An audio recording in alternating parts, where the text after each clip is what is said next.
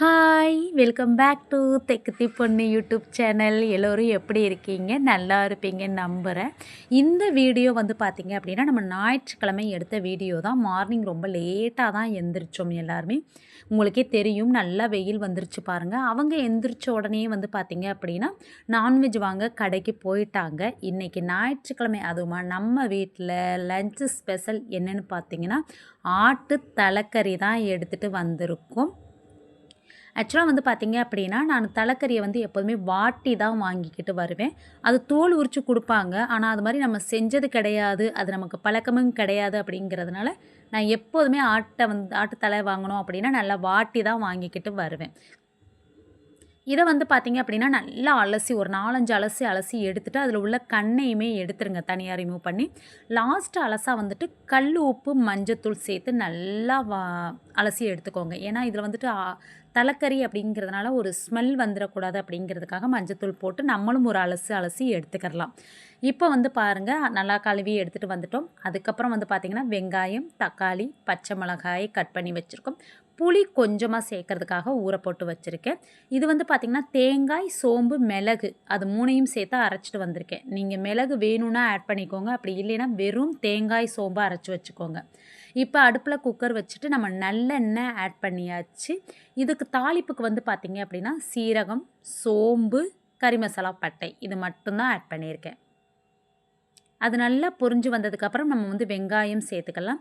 நீங்கள் சின்ன வெங்காயம் இருந்துச்சு அப்படின்னா சின்ன வெங்காயம் ஆட் பண்ணிக்கோங்க. கிரேவிக்கு டேஸ்ட்டு இன்னும் வந்துட்டு உங்களுக்கு அதிகப்படுத்தி கொடுக்கும். என்கிட்ட சின்ன வெங்காயம் இல்லாதனால நான் பெரிய வெங்காயம் ஆட் பண்ணியிருக்கேன். அது வதங்கினதுக்கப்புறம் வந்து பார்த்திங்க அப்படின்னா 3 பச்சை மிளகாயே நல்லா 2 கீறி வந்துட்டு அதையுமே ஆட் பண்ணியிருக்கேன்.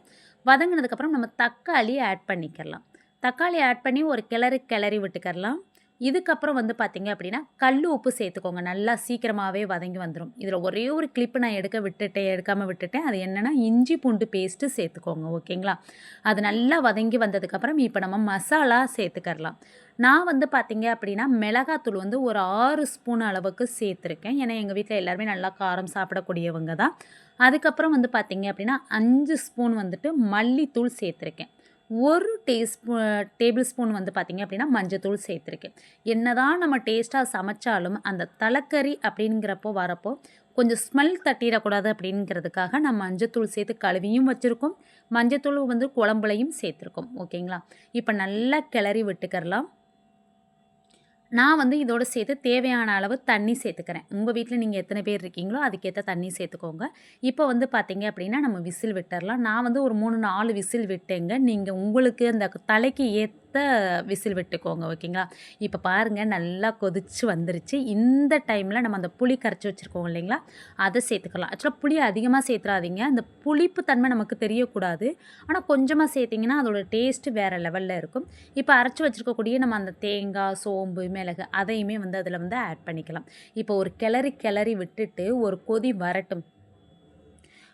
கொதி வந்ததுக்கப்புறம் வந்து பார்த்திங்க அப்படின்னா நீங்கள் வந்துட்டு மல்லித்தழையை தூவி இறக்கிக்கிறலாம். இது வந்து சாதம், சப்பாத்தி, இட்லி, தோசைக்கெலாம் ஹைலைட்டாக இருக்குங்க இந்த தலைக்கறி கிரேவி.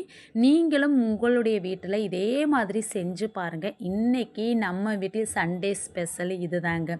சூப்பராக இருந்தது. நாங்கள் சாதத்துக்கு இது தான் எடுத்துக்கிட்டோம். நைட்டுக்கு வந்து பார்த்திங்க அப்படின்னா நம்ம சப்பாத்திக்கும் இது தான் எடுத்துக்கிட்டோம். ரொம்பவே அருமையாக இருந்தது டேஸ்ட்டு. உங்கள் வீட்லேயும் செஞ்சு பார்த்துட்டு எப்படி இருக்குன்னு சொல்லுங்கள். நம்மளுடைய சேனல் பிடிச்சிருந்துச்சுன்னா மறக்காமல் சப்ஸ்கிரைப் பண்ணிக்கோங்க. உங்களுடைய ஃபேமிலிக்கும் கொஞ்சம் ஷேர் பண்ணிக்கோங்க. Thank you. Bye.